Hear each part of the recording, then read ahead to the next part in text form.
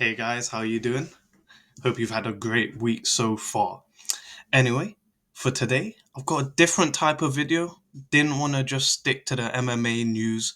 So here we have how I think every champion loses. So over Islam Makhachev, I've wrote Miracle, and over Alex Pereira, I wrote Don't Be a Dumbass, which is gonna play into the video again. Anyway, let's start with the midgets. For Alexandre Pantoja, his his nickname is the Cannibal, by the way. So he eats men. Pause all of that. I think something probably got lost in the translation because there's no way you name yourself the Cannibal, man. Anyway, I don't want to spend too much time on this division. Essentially, he's a tough one. Obviously, we saw Davidson Figueiredo beat him. And essentially, I think that style of fighter is going to be needed again. You need someone who's got that power to make you respect because Pantoja loves just moving forward without any care. We saw it against what's that brother's name? The guy from Japan. I can't remember his name, but we saw against him that Pantoja just loves that style of putting constant pressure on you, hitting you with shots, timing the perfect takedowns. He doesn't like spamming takedowns. Essentially, the person I think who beats him is going to be Kai Kara France or Steve Urseg. It's one of these two. Kai Kara France is a bit of a toss up because he puts himself in risky situations, but at the same time, he's got that power to make you respect him. And ultimately, if he lands a couple good shots on Pantoja early, I think that fight will go Kai Kara France's way. Steve Urseg, I put him in just because he's so lanky. Their first fight was very competitive as well. I think if Steve Urseg works behind his jab a lot more, I think he's got that in the bag. But honestly, Pantoja's an absolute animal. He's a cannibal. Sorry. Um, I don't see anyone beating him soon. Ah, we got Merab the Machine Dewalashvili. That's how you pronounce that. The Machine, an apt nickname because this brother does not stop. I mean, we saw it in the Umar fight. Merab's pace only gets faster and faster as the rounds go on. It's the weirdest flipping thing to ever see in my life. But man, he gets it done. The person I think who beats him is Umar. I thought that first fight was really close. I know people want to make it seem like, Merab dogged the living hell out of Umar, but it was a really competitive fight. And round three, honestly, if you watch it without the crowd sort of reaction shaping your decision, I think Umar could have taken that. Essentially, what you need is good striking, which Umar has. He's really good off that lead leg. You need cardio. Now, Umar got so drained after round two. You could see it. His whole body was sweating. The brother was breathing heavy. He didn't want to get up off that stool. Um, I think I don't know. Obviously, I wrote "Don't break your hand" because I think if Umar didn't break his hand, he would have stuffed every takedown. He would have landed more takedowns. He would have landed more punches, and it would have been a wash. I don't know how much breaking your hand affects your cardio. I'm not an MMA fighter. Obviously, if Umar says, I go 25 minutes at the highest pace during training camp, no problem. Break my hand in the octagon and I can't do anything anymore. I don't know. Either way, shout out to Marab for that performance. It was unbelievable. What a warrior this guy is. But yeah, essentially, I think Umar wins the rematch if he doesn't break his hand again. But yeah, shout out Georgia, man. Ilya El Matador Topuria, the Spanish and Georgian brother with knockout power in both of his hands. Listen, Ilya Topuria, he's unbelievable, man. How do you beat him? I was kind of because I've had this idea for the video for a while. I was sort of confused. How do you actually build a fighter to beat this guy? And then that Colby Thickness versus Alexander Topuria. If you guys watched that, if you didn't watch it, it was a great fight. There's a suplex in it. I'm not gonna say who lands it on who. it was Topuria on thickness, but it was a really good fight, and watching it gave me insight into how Topuria actually can be beat. Colby Thickness, super young, but he did a phenomenal job. Essentially, what I think you need to be able to do is land your shots without real power, but enough so that the judges see it and go, "Oh yeah, that's a landed shot for uh uh, thing Volkanovski."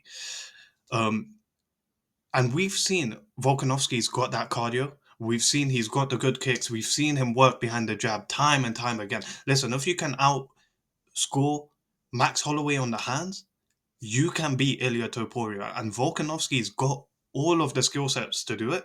He just needs to not move back in a straight line. He needs to stop. What do they call it? Like when you sit and you sort of look at the work you're doing on your hands, which is what Volkanovski was doing. He was landing and watching it land. Like throw the punch and move, man. Bro, it was so annoying watching this guy. I love Volkanovski, but during that fight, I was so mad at him. Like, why are you doing stuff you don't do in any other fight against Topuria? Maybe the power just had him rocked early. He saw it. He got a little bit. I don't want to say scared, but he was coming off a knockout, so I think maybe he was ultra conscious of I don't want to get put to sleep. And ultimately, you can't fight scared. You fight scared, you lose. I think Volkanovski's got that skill set to really stick and move with Topuria. I think he can sort of get past the knockout power. The big question with Topuria is can you make it to that third, fourth round where his power is going to drop off, where we've seen Volkanovski's strength doesn't sort of go down. So I think if Volkanovski survives the first two rounds, I think Volkanovski will take that win home. I think it will be a unanimous decision, but ultimately, I would never bet full stop. But I would never bet against Ilya Topuria and El Matador. We went from an absolute stinker of a nickname to one that's classy.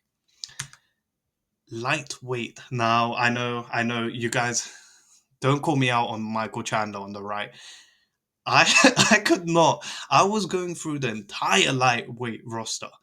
I could not find a single person who I genuinely deep down believe can beat this guy. To beat him, what do you need? Good grappling, wrestling, fast hands, and I put God because I don't see like with anyone else's help you winning. Um, However, Michael Chandler,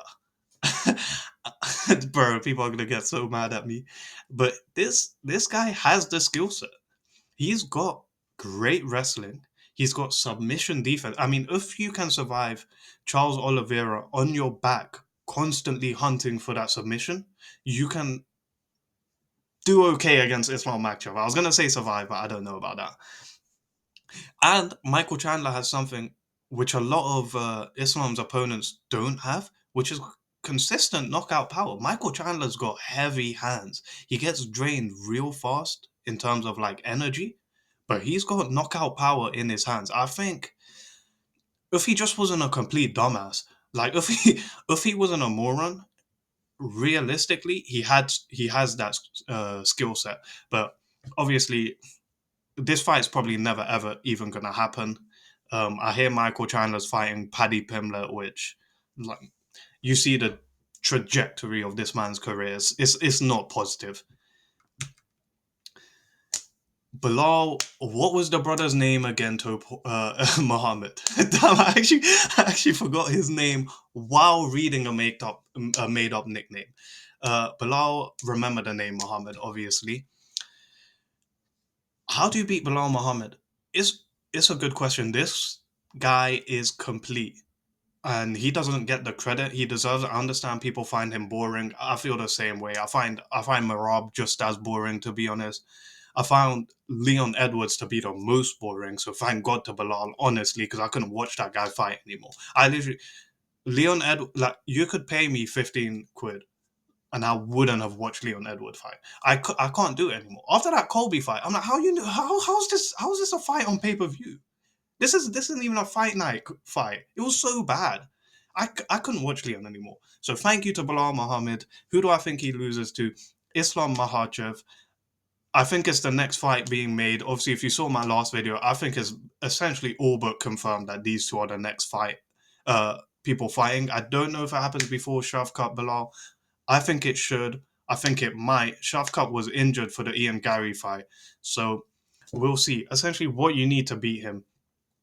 Islam Makhachev is just a really bad matchup for Bilal because I think Islam's better on the feet and I think he's a better grappler.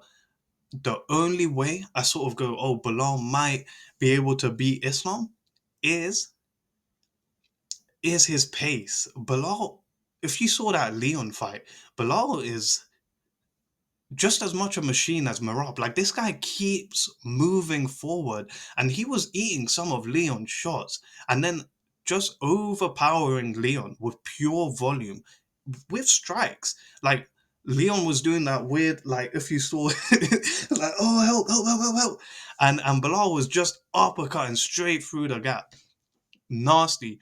But yeah, I mean, I wrote solid kicks to the body, which to be fair, Islam hasn't showed that much. I think he could obviously add it to his bag. I saw him working with like a Muay Thai 2 times world champion.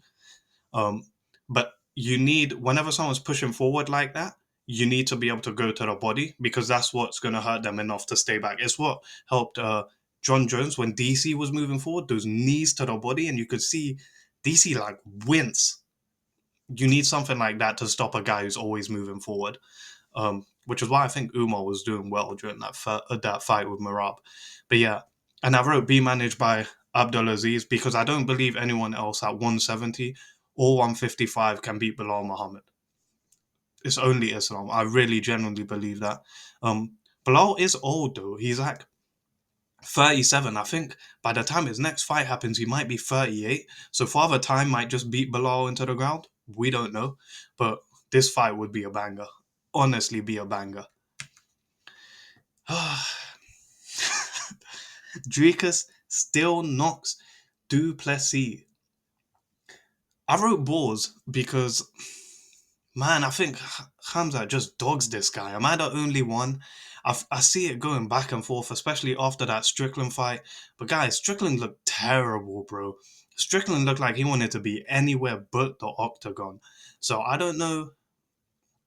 I don't know if that's a representation of Dricus's actual skill. His nickname's still Knox, by the way. I didn't know if it's Dricus still Knox Duplessis or Dricus do still Knox Plessis. But the second one sounded so dumb. Like even if it wasn't his nickname, I was gonna leave it as that. Person who beats Dricus, I think is Hamza. Hamza. I think I just think striking's not gonna be a factor in these two fights. Even if it is, we've seen Hamzat go toe to toe with Gilbert Burns and Kamaru Usman on the feet before. And those two guys are phenomenal strikers. Gilbert Burns is one of the best strikers in middleweight history. He's really, really good. Also, there is that question of does Hamzat get tired past the 5-10 minutes, first past the first 2 rounds essentially? I don't know because in my recollection, the times we've seen him really get tired was at 170, which is a weight class he should have never even been close to. He should have never fought there. And secondly, he spoke about it with his last fight. We remember when everyone was like, Khamzat is Khamzat. Khamzat is more scary, or other people were like, Khamzat's not going to be able to finish Robert Whitaker. He spoke about his previous camp just being dog. Like, they wouldn't let him rest. He didn't have a proper nutritionist. He didn't do the weight cuts properly. And he's saying, this time I've got all the right people in place. I think Hamzat wins this fight. I think it's going to be a dominant victory. But Dricus is just so awkward, man. I think Hamzat wins, man. Let me know what you guys think in the comments below. But I think Hamzat gets that flipping job done, man. I also drew a wolf. Alex Poeton Pereira. This one was kind of frustrating to make because I think Alex Pereira has fought a lot of guys that had the potential to actually beat him already, but for whatever reason, They hit Glory, I think 2 or 3 times world champion kickboxer, and they go, let me stand and bang with this guy. Pause. It's crazy. What are you doing? What are you doing, man? I swear, if Ankalaev actually doesn't shoot a takedown within the first 5 minutes, I'm gonna slap my monitor, bro, and hope he feels it. Because I don't get it. Like, on one side, I get you want to be an entertaining fighter, but your priority should always be let me get the belt. And when we see guys like Yuri who can submit people, we saw him submit Glover Teixeira. We see Khalil Roundtree, who, he might. That's why I didn't put his picture here, because I don't know how good his grappling is. I'm not gonna be like, oh, anyone can hold down Alex Pereira. I know Izzy did, but Izzy's a better grappler than people give him credit for. I just think Alex Pereira is also probably really strong, even on the ground. I think he can get up. So that's why I'm not putting anyone on the right. I put Jan Blachowicz because we saw him hold down Alex Pereira.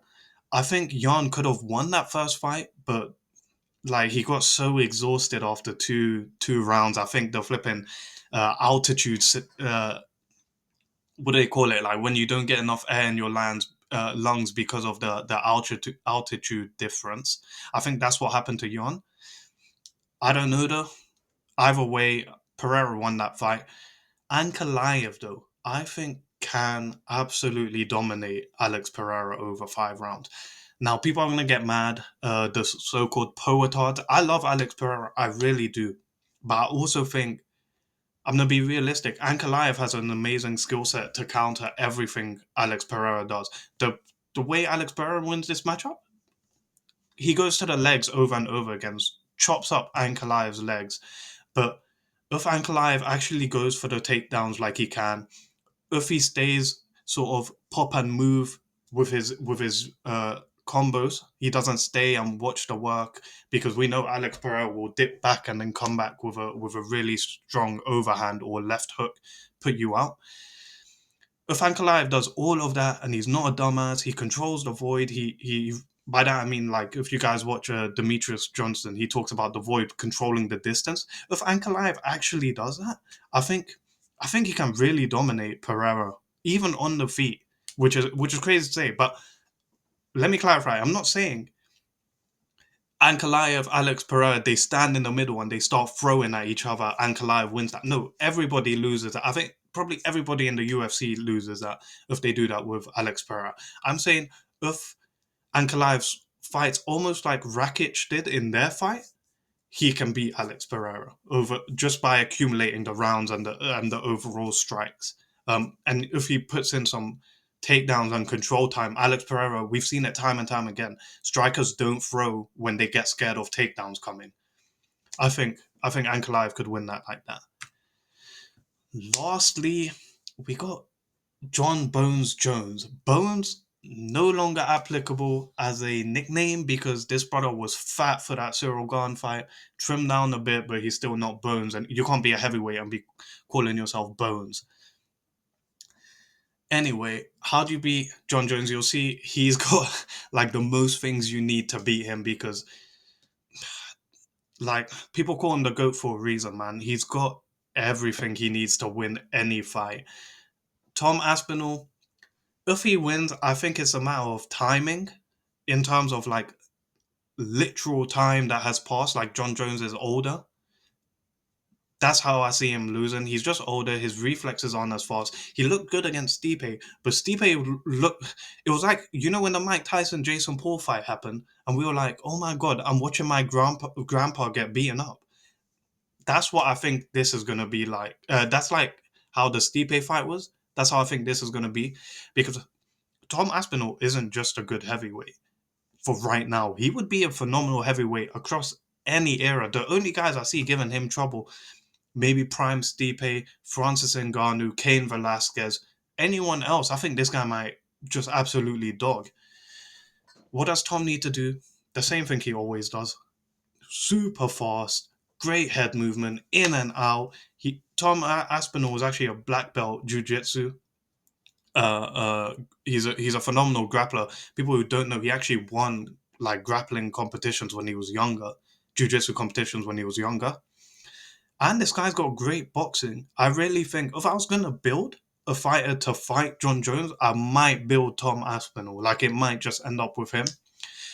Another person I put, Jolton Almeida. Mm, Hindsight's kind of making me wish I didn't put him, but essentially, Jolton Almeida could just tackle John Jones with that double leg and hold him down maybe 25 minutes. We saw him do it against Derek Lewis. It'd be a completely boring fight, but Jolton's strong. I don't know. At the end of the day, if DC can take you down, is Jolton going to be able to? I don't know. Another person who I think beats John Jones, Francis Ngannou.